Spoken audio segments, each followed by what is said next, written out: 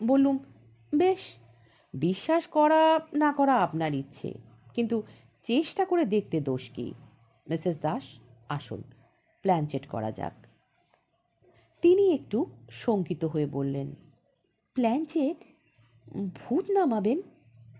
বললুম, প্রমথবাবুর অবিশ্বাস ভাঙবার আর তো কোনো উপায় দেখি না, তবে আপনার যদি ভয় করে তাহলে কাজ নেই। তিনি বললেন, না, ভয় করবে না। চকিতে একবার প্রমথর দিকে তাকিয়ে বললেন, বেশ তো, করুন না। আর কিছু না হোক, সময় তো কাটবে। কি চাই বলুন? বললুম, বেশি কিছু নয়, শুধু একটা তেপায়া টেবিল হলেই চলবে। ছোট একটা তেপায়া টেবিল ঘরেই ছিল। আমি তখন দু চার কথায় প্ল্যানচেটের প্রক্রিয়া বুঝিয়ে দিলুম। তারপর আলোটা কমিয়ে দিয়ে চারজনে টেবিল ঘিরে বসা গেল। শ্যালক প্রশ্ন করলেন, কাকে ডাকা হবে?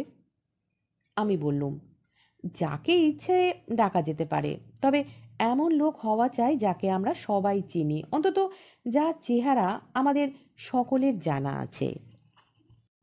আমরা যেখানে বসেছিলুম তার অল্প দূরেই মিস্টার দাসের ছবি দেওয়ালে টাঙানো ছিল।